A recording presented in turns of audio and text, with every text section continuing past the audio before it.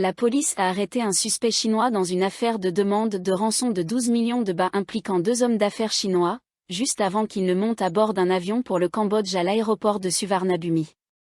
La division 2 de la police de l'immigration a déclaré que le suspect, identifié sous le nom de Liu, a été appréhendé lorsqu'il s'est enregistré pour le vol ZA 679 de Sky Encore Airlines à destination de Phnom Penh, lundi soir, à l'aéroport de Suvarnabhumi. Lors de la fouille des bagages du suspect, la police a trouvé plusieurs paires de menottes en plastique, de l'argent en liquide, ainsi qu'un passeport de la CEDEAO, également connu sous le nom de passeport de la CEDEAO, un document de voyage commun délivré par les membres de la Communauté économique des États de l'Afrique de l'Ouest. Selon la police de l'immigration, les hommes d'affaires chinois 11e Xuanqi et 11e Xuanfa ont déposé une plainte dimanche au poste de police de Suthisarn à Bangkok, affirmant qu'ils avaient été enlevés et retenus contre rançon par 5 hommes chinois. Le suspect arrêté serait l'un des ravisseurs présumés. Les victimes ont affirmé avoir été enlevées sous la menace d'une arme depuis leur bureau à Anjay Property, Thaïlande, Co, dans le district de Hue Quang à Bangkok, samedi, selon la police.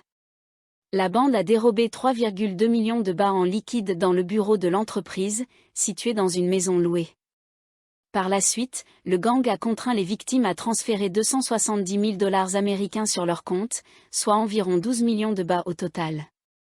Les deux hommes ont été libérés dans la zone de Kasenawamin, dans le district de Bang Ken à Bangkok, dimanche. La Cour constitutionnelle a ordonné mardi au procureur général de rendre compte, dans un délai de 15 jours, des progrès dans le traitement d'une pétition déposée par un avocat contre Thaksin Shinawatra et son influence présumée sur le parti Pheu Thai. La Cour s'est réunie mardi pour examiner la pétition de Theraiyut Suankezorn. M. Theraiyut avait déposé une pétition de 5080 pages auprès de la Cour le 10 octobre, accusant l'ancien Premier ministre de constituer une menace pour la monarchie constitutionnelle en raison de son influence sur le parti Pheu Thai, pilier de la coalition gouvernementale, et demandant qu'il soit contraint d'y mettre fin. La pétition désigne Thaksin comme premier accusé et le parti Pheu Thai, dirigé par sa fille, la première ministre Paetongtarn Shinawatra, comme deuxième accusé. 6 accusations sont formulées contre eux. Thaksin est accusé d'avoir utilisé le ministère de la Justice, sous le gouvernement dirigé par Pheu Thai, pour prolonger son séjour à l'hôpital général de la police, alors qu'il aurait dû être en prison après sa condamnation l'année dernière pour abus de pouvoir lorsqu'il était en fonction, avant d'être renversé par un coup d'État militaire en 2006. M. Theraiyut accuse également Thaksin d'avoir incité le gouvernement à partager les ressources marines des eaux thaïlandaises avec le Cambodge, conformément à un mémorandum d'accord signé en 2001 alors qu'il était Premier ministre. Selon la pétition, la frontière maritime entre les deux pays reste cependant contestée, bien que le parti Pheu Thai cherche à relancer les négociations. Il est également allégué que Thaksin a ordonné au parti Pheu Thai de s'allier au Parti du peuple pour faire avancer les amendements constitutionnels. Le Parti du peuple est considéré comme la réincarnation du parti Move Forward, dissous après avoir été jugé coupable par la Cour constitutionnelle de mettre en péril la monarchie constitutionnelle. Thaksin est en outre accusé d'avoir organisé des réunions à son domicile avec les partis de la coalition pour discuter du successeur de l'ancien Premier ministre Srettha Thavisin, le 14 août. Le même jour, la Cour constitutionnelle avait révoqué M. Srettha pour violation d'éthique. La pétition accuse également Thaksin d'avoir ordonné au parti Pheu Thai d'exclure le parti Palam Pracharat de la coalition gouvernementale. M. Theraiyut a ajouté que la déclaration de politique gouvernementale prononcée par Mme Paetongtarn au Parlement le 12 septembre reflétait la vision très médiatisée de Thaksin, exprimée lors d'un dîner-débat le 22 août. M. Theraiyut avait initialement soumis la pétition au procureur général le 24 septembre, demandant à ce dernier de solliciter une décision de la Cour constitutionnelle pour ordonner à Thaksin de cesser de menacer la monarchie constitutionnelle par son influence sur le parti Pheu Thai. Le procureur général n'ayant pris aucune mesure 15 jours après réception de la pétition, en vertu de l'article 49 de la Constitution, M. Theraiyut a directement saisi la Cour constitutionnelle. La Cour s'est réunie mardi et a convenu d'envoyer une lettre demandant au procureur général des explications sur la manière dont l'affaire était traitée, notamment la collecte des preuves, avant de décider si la pétition serait acceptée ou non. La Cour a donné au procureur général 15 jours pour soumettre un rapport sur la gestion de la pétition.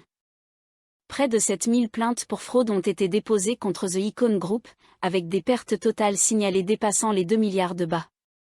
Entre le 10 et le 21 octobre, un total de 6 979 personnes ont déposé plainte auprès du Centre de réclamation du Bureau central d'investigation, CIB, et dans des postes de police à travers le pays, a déclaré mardi le chef de la police nationale, le général Kitra Fanfait.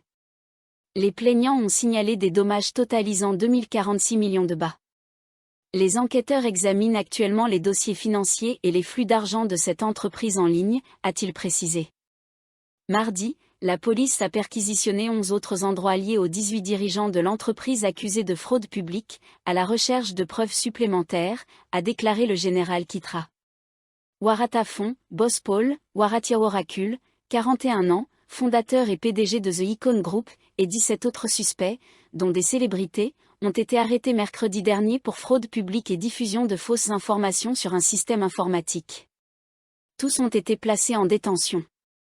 The Icon Group, une entreprise en ligne bien connue, promouvait la vente directe par l'intermédiaire de ses revendeurs et de leurs agents, mais est accusée d'avoir organisé un système pyramidal. Le général Kitra a indiqué que les enquêteurs rassemblaient des preuves pour soutenir les demandes de mandat d'arrêt contre un deuxième groupe de suspects. Il a assuré que toute personne impliquée ferait l'objet de poursuites judiciaires, peu importe son identité. Interrogé sur la possibilité que l'épouse de l'animateur et acteur de télévision Kankanta Tavorn figure parmi les personnes visées par des mandats d'arrêt, le général Kitra a répondu qu'il n'avait pas vu son nom dans la liste des suspects. Il n'y avait également aucun rapport indiquant qu'elle avait quitté le pays. Monsieur Khan fait partie des 18 suspects déjà arrêtés. Le chef de la police a précisé que des accusations supplémentaires pourraient être portées contre les 18 suspects si l'enquête en cours révélait d'autres infractions. Interrogé sur des enregistrements audio-viraux dans lesquels des personnes auraient tenté d'extorquer de l'argent à Boss Paul, il a indiqué que le général de division Charunkia Pankao, commissaire adjoint du Bureau central d'investigation, enquêtait sur cette affaire. Le chef de la police a refusé de divulguer des informations sur les personnes impliquées. Monsieur Warata Fon a confirmé que c'était bien sa voix dans les enregistrements audio. Les autorités ont jusqu'à présent saisi des actifs, dont des voitures de luxe et d'autres objets de valeur, d'une valeur totale d'environ 400 millions de bahts appartenant aux 18 principaux suspects. Le général de division Sophon Sarafa, commissaire adjoint du CIB, a déclaré que la police enquêtait sur les transferts d'actifs liés à l'affaire de fraude de The Icon Group. Les officiers examinaient des preuves, notamment des images de caméras de sécurité, pour obtenir des indices et des preuves concernant ces transferts d'actifs. Le général de division Girabob Buridej, commissaire du CIB, a confirmé après vérification de la carte d'identité de M. Warata Fon que celui-ci est bien citoyen thaïlandais, et non étranger. Les autorités ont vérifié la base de données d'enregistrement et ont constaté que son numéro de carte d'identité commençait par le chiffre 5, car son nom avait été ajouté plus tard, après avoir été omis lors d'un recensement initial. L'Agence nationale des produits alimentaires et médicamenteux, FDA, met en garde les consommateurs contre l'achat des capsules à base de plantes gracchus, car ce produit est dangereusement contaminé par des médicaments contre les troubles de l'érection.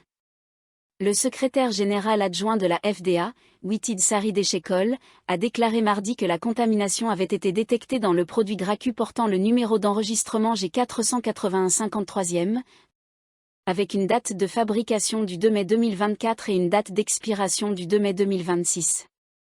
Le Dr Witid a indiqué que des responsables de la FDA avaient prélevé des échantillons du produit dans des pharmacies, et le département des sciences médicales a révélé qu'ils étaient contaminés par 2 médicaments. La FDA a ordonné aux fabricants de rappeler immédiatement le produit et mène actuellement une enquête sur cette contamination. Le Dr Witid a précisé que les 2 médicaments détectés sont des médicaments contrôlés utilisés pour traiter la dysfonction érectile et l'hypertension artérielle pulmonaire. Leur utilisation doit être prescrite, car ils dilatent les vaisseaux sanguins et peuvent avoir des effets néfastes sur les personnes souffrant de maladies du foie, des reins ou du cœur, d'hypertension artérielle, ou les victimes d'AVC.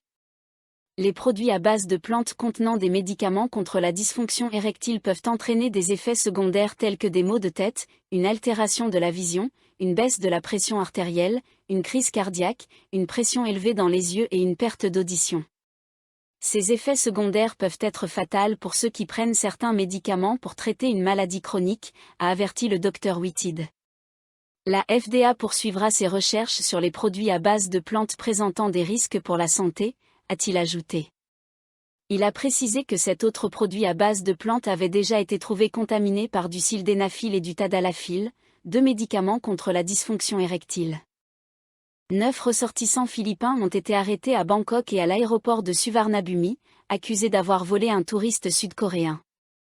Ils ont admis avoir commis des délits similaires à plusieurs reprises, ciblant des visiteurs étrangers dans des lieux touristiques populaires. La police a interpellé 2 hommes philippins et 7 femmes philippines dans un hôtel du district de Phayatay à Bangkok et à l'aéroport de Suvarnabhumi, dans la province de Samut Prakan, après qu'un homme sud-coréen a signalé avoir été victime d'un gang de pickpocket dans le quartier de Sukhumvit soit 33. Dans le district de Watana, vers 18h40 le 16 octobre. Les enquêteurs de la police de Tom Lo ont examiné les images des caméras de vidéosurveillance, CCTV, qui montraient le gang entourant la victime pour ralentir ses mouvements avant qu'un membre ne lui vole son portefeuille. Le gang a ensuite pris la fuite. La police a suivi la trace des suspects le long de leur itinéraire de fuite et a arrêté 7 d'entre eux à l'hôtel de Phayatay. Les 2 autres ont été appréhendés à l'aéroport de Suvarnabhumi alors qu'ils s'apprêtaient à embarquer pour rentrer aux Philippines. Lors de l'interrogatoire, les suspects ont avoué être venus des Philippines pour commettre des vols dans des lieux touristiques à Bangkok. Ils louaient des chambres et sortaient pour trouver des victimes, en particulier dans les zones sous la juridiction des commissariats de Tom Lo et Lumpini. Les suspects ont également avoué avoir volé à de nombreuses reprises des touristes, partageant ensuite l'argent et les objets de valeur dérobés. Une partie de l'argent était envoyée à un courtier philippin pour être transféré sur leur compte bancaire. La police les a inculpés de vol en réunion. Tous ont été placés en détention en vue de poursuites judiciaires.